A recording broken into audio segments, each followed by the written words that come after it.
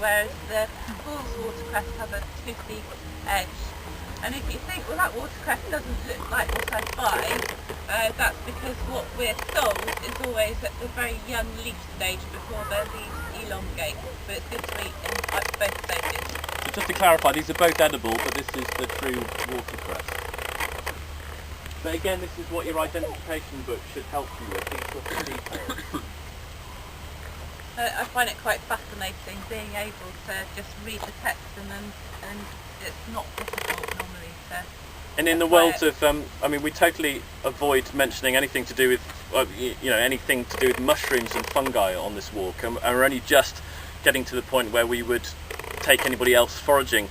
But you can be looking at two mushrooms that are so identical, scratching your head. Neither of them look like any illustration in either of the books that you've got that are supposed to be the world authorities on identifying. And of course, the plants don't grow exactly like they look in the books. And you have to read the descriptions again and again and again until you find the last little detail that you've missed the first few times of reading that will actually distinguish between these two different fungi. And you know that you're not eating the panther cap, which will kill you very quickly. You are eating the wood something. It was a wood bolete that looked exactly very similar to a panther cap, So yeah, you have to get good at the whole thing of identification. One more plant, unless you've got anything more to say about this.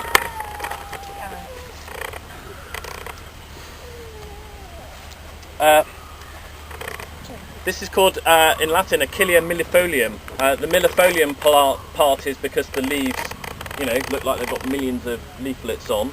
The Achillea part refers to its herbal properties. Achilles, and in fact up until the American Civil War, if you were a field surgeon in battle, you would be taking Achillea millefolium, otherwise known as yarrow, also known as old men's snuff, also known as soldier's wound wort. It's got so many fantastic names, but most of them are pointing towards its herbal properties, which is another one is staunch weed. So with a nosebleed, it's something that it's only really working because you're kind of blocking the nosebleed. But in France, it's called herbe de Charpentier because it's deliberately planted outside carpenters' workshops where, oh damn, I've cut myself. That's a bit of French for you. You'd go out and you'd pick a bundle and you would absolutely fill wherever the cut was. And I've done this and it does work. You'd fill the cut with it, and it's in the medical herbal tradition. It's supposed to, stop bleeding. In fact, it's used internally in similar ways to normalise menstruation issues. If there's too much or too little, this is a plant taken as a tea that's supposed to normalise menstrual flow. I'm way beyond anything comfortable in terms of anything I can talk about now, so I'm going to move on. If you want to get into foraging, this is one of the inventions I would recommend. This is a berry comb. Right. That's what it says on the tin. In fact, it is really easy. Any low-growing bushes or something like this, really simple to fill this up in no time at all. These come from Scandinavia, where there are hundreds of berries picked all the time. This is rowan, mountain ash. These are not edible before anybody behind me starts chomping away. Or rather, they're not edible raw, but they're actually wonderful cooked. I might need the help of somebody to hold this by my side. Somebody can hold this for me. And as a double act now, come forward. This is another bitter. This is rowan jelly. This has been made in the same way. Come on. Grab one of those. I'll stand over here. You can grab one of those, and then you can come over to me. I'll come out of the way over here. Yeah, I've brought the cup. Sarah, do you want to stand up and...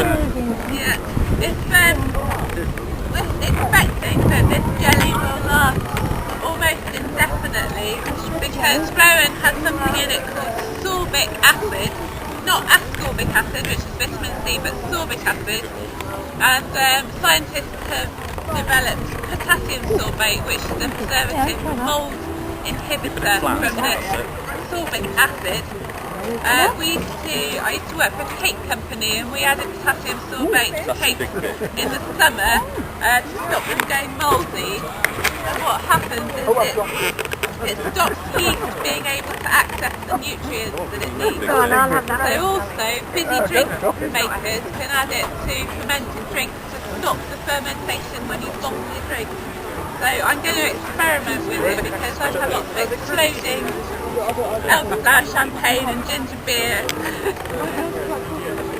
Now remember folks, this is a bitter. Don't be expecting to taste a sweet.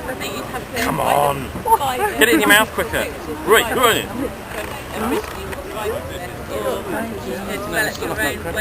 Where are the crackers? The crackers are over here. They're coming. You know how Oh no, I like that. but you can So you can put cranberry. I think I've made it before, but with another berry as well, so it takes away the bitterness. Yeah. And then, if you're making any other jam, it's going to help with the experiment. preserving it. So it's a natural preservative, yeah? Okay. Oh, I like that. Let's go for. I love it. It's a good base for gravies for rich meat things, so it's a bit different to red currant jelly, but you can use it in a similar way. 99 cents back. Yeah.